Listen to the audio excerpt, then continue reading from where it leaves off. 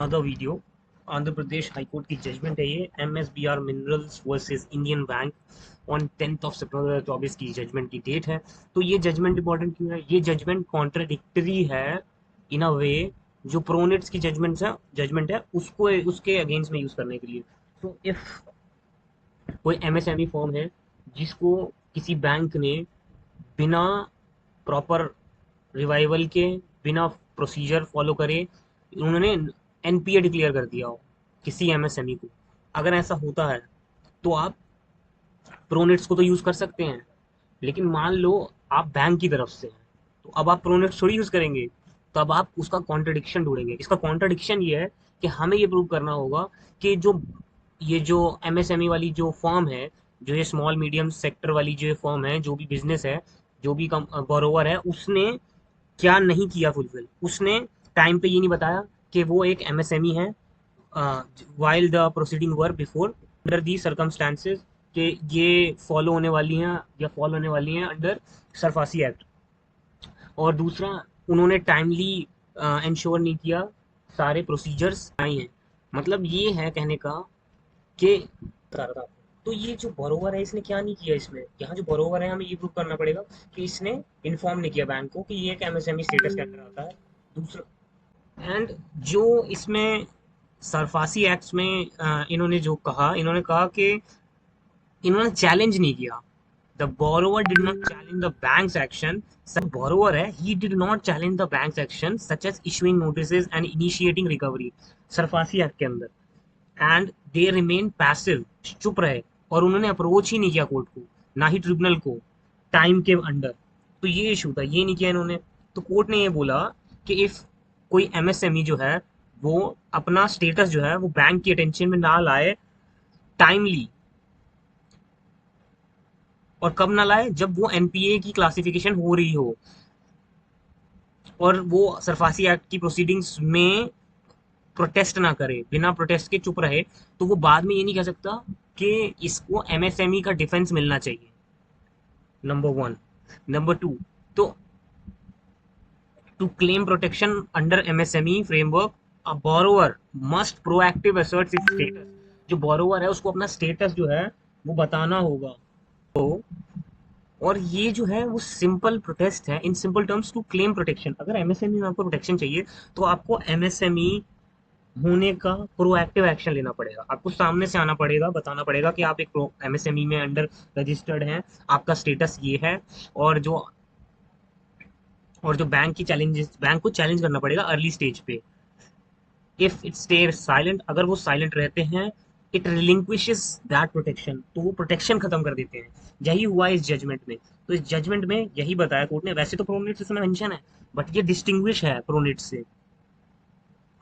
तो firstly, on the ground that being an MSME, the subject property of the petitioner could not have been made subject matter. Option is as much as the date not followed, mandate notification bearing number this. Government exercise on power conferred Section 9 of the MSME Act. Secondly, that the Rule 86 of Rule 91 and Security Interest Enforcement Rule, the rules it had been violated, issuing the sale notice and date at 22/8 by the respondent bank। ये कह रहे हैं कि हमने इनने rule follow नहीं किया declare करने से पहले। और जो ये प्रोनेट्स ने स्टैब्लिश किया है कि अगर आप कोई स्टैब्लिश गाइडलाइन फॉलो ना करो before making a MSME NPA और डिक्लेयरिंग देम ऑन NPA, तो ये वॉयलेशन है उन रूल्स का। और ये रूल्स कैसे हैं, किस तरह की, ये गाइडलाइंस हैं RBI के। ये इस जजमेंट में वही मेंशन है। तो ये यही जजमेंट इसमें एक्सप्लेन कर रखी है। Therefore the stage of identification of incipients stresses in the loan account of MSME and categorization under special mention account category before the loan account of MSME turns into NPA. It's a very crucial stage, and therefore it would be incumbent on the part of the concerned MSME also to produce authenticated and verifiable documents material for substantiating its claim of being MSME। ये वही है जो मैं बता रहा हूँ कि उनको बताना पड़ेगा कि वो MSME है। ये सब्सटैंशियली उनको प्रूव करना पड़ेगा, कैसे? वेरीफाइएबल डॉक्यूमेंट्स और मटेरियल के through. And if that is not done, and once the account is classified as NPA, और अगर नहीं किया गया और अकाउंट को NPA डिक्लेयर कर दिया गया, then the bank that is secured creditors would be entitled to take the risk recourse to chapter 3 of the Sarfasi Act for the enforcement of the security interest। सिर्फ liability bank की ही नहीं है, जो सामने वाली पार्टी है उसकी भी कुछ लाइबिलिटी है। यही हुआ इस केस में। Suffice is to say that when it's mandatory to obligatory on the part of the bank to follow the instruction direction issued by the central government and the RBI of the RBI Bank of India with regard to the framework or revival of rehabilitation of MSMEs, it would be equally incumbent on the part of the concerned MSME. अगर एक MSME को government of India और RBI की guidelines के under और उस framework के under guidelines दी गई हैं कि इनको ऐसे रिवाइव करना है और इनको ऐसे रिहेबिलिटेट करना है, तो तब तब क्या होगा, तब यहाँ पे जो कंसर्न एमएसएमई हैं उनको भी विजिलेंट रहना पड़ेगा। सिर्फ बैंक की गारंटी नहीं है, वही जो मैं बता रहा हूँ, vigilant enough to follow the process let down under set framework, bring the notice of the concern bank by the producing authenticated and verifiable documents to show its eligibility to get the benefit. अगर उनको वो benefit चाहिए तो उन्हें पहले बताना पड़ेगा कि वो उस फ्रेमवर्क में आते हैं या नहीं। तो प्रेजेंट केस, इस प्रेजेंट केस में has not made a murmur, एक शब्द नहीं कहा that it has been brought to the notice of respondent bank that it was an NPA, it was an MSME at the stage of classification of loan account as NPA। जब loan account को NPA declare करवाया जा रहा था, classify किया जा रहा था, तब वहां पर पिटिशनर ने एक बार भी नहीं बोला कि वो एक MSME है। Therefore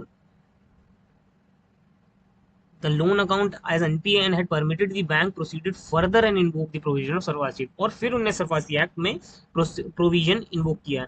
We also not convinced with the by the argument advanced by the London Council of the Petitioner that provision of Rule 8(6) Security Interest Improvement Rule had been violated on account of failure of respondent bank to give a minimum 30-day notice before conducting auction. However, London Council of the Petitioner submitted that the auction notice dated by Chaubis proposing to conduct auction 11/9/24 was second auction notice, whereas the first auction notice has been issued in early 13/1/20, which did not fructify the sale of the secured asset. That being so, term in provision 9(1) said only 15-day notice was required, and regarding second auction, the requirement is met to respond in the instant case.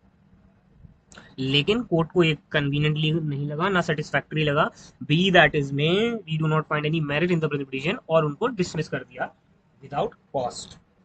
तो ये काफी अच्छी judgement लगी, अच्छा interpretation लगा Andhra Pradesh high court का मेरे को, कि इन्होंने किस तरह से एक्सप्लेन किया कि सिर्फ बैंक की रिक्वायरमेंट नहीं है to follow all the procedure let down by RBI, the MSME or the borrower are also incumbent to produce these relevant documents which testify on their part that they are the MSME, and that is why they are invoking this section or this provision. So that is why they need to be considered under the MSME and under the rehabilitation or reformative steps for them. So RBI, so these guidelines have to follow for them as well. So, but they are also liable to be follow some logical steps, which I believe Andhra Pradesh High Court have clearly stated out.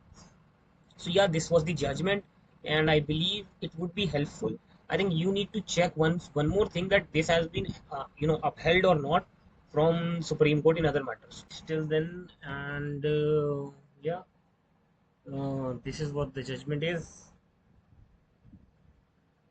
So we'll meet in the next one. Okay, thank you so much.